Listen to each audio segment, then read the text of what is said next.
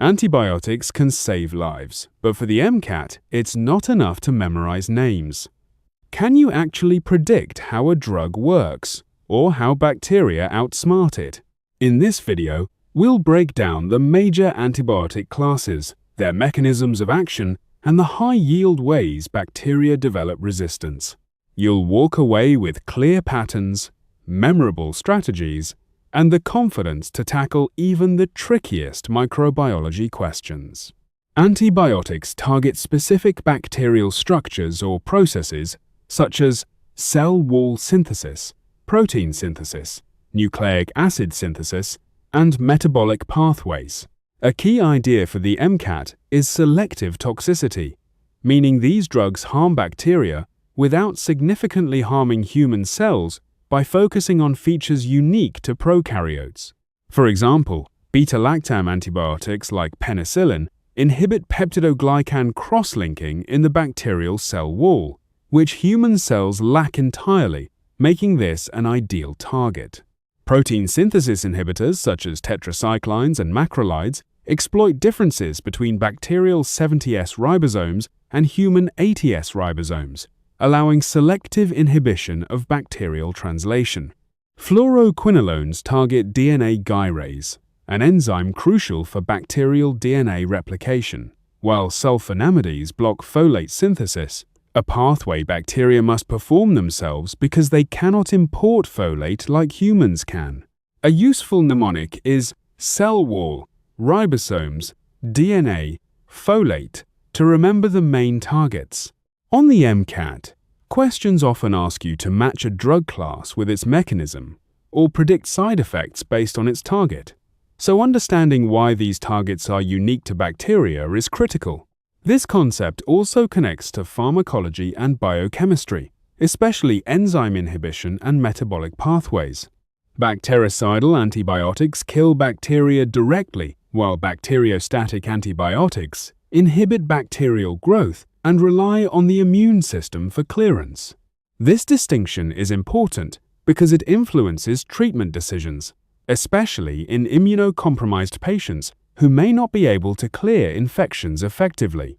Bactericidal drugs include penicillins and fluoroquinolones, which either destroy the cell wall or disrupt DNA replication, leading to cell death. In contrast, bacteriostatic drugs like tetracyclines and sulfonamides halt bacterial reproduction, effectively freezing the population and giving the immune system time to respond. A helpful way to remember this is cidal kills, static stops. On the MCAT, you may be asked to identify which type of antibiotic would be more appropriate in a given clinical scenario, or predict the outcome of combining drugs with different actions. This concept also ties into growth curves in microbiology, where bacteriostatic agents keep bacteria in the stationary phase, while bactericidal agents reduce the population size. Understanding how these drugs interact with the immune system also connects to immunology concepts like innate and adaptive responses. Bacteria develop antibiotic resistance through genetic mutations or horizontal gene transfer mechanisms such as transformation, transduction, and conjugation. Resistance can arise spontaneously through mutations that alter antibiotic targets or increase drug efflux, but it spreads rapidly through populations via horizontal gene transfer. Transformation involves uptake of naked DNA from the environment. Transduction uses bacteriophages to transfer genetic material, and conjugation requires direct cell-to-cell contact via a sex pilus, often involving plasmids carrying resistance genes.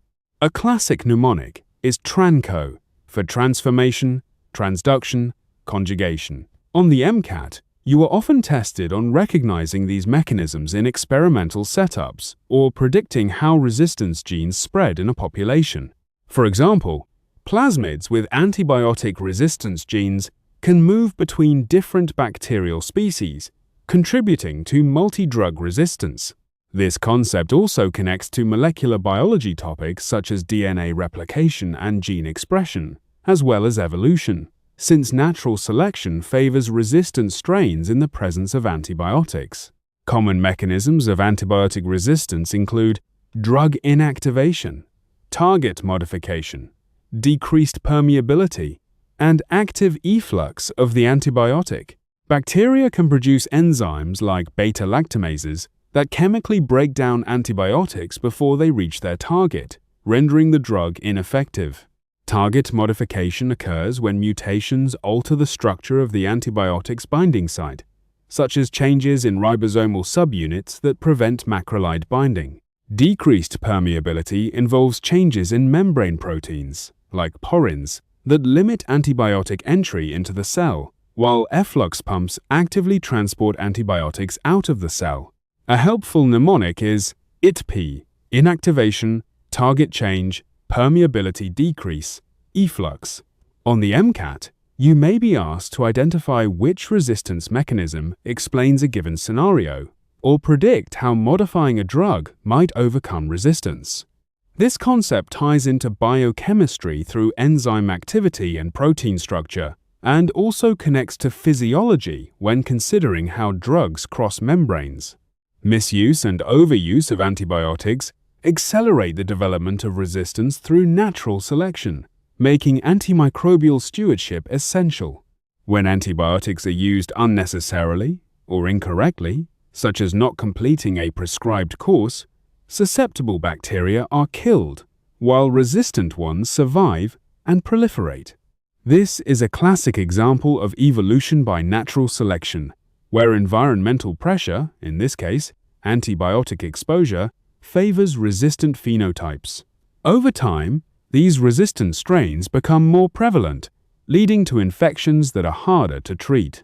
A real-world example is methicillin-resistant Staphylococcus aureus, or MRSA, which has evolved resistance to multiple antibiotics due to widespread use.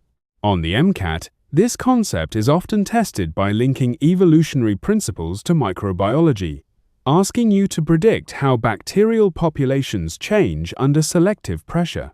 This also connects to public health and epidemiology, emphasizing the importance of appropriate prescribing, infection control, and the development of new antibiotics to combat resistance.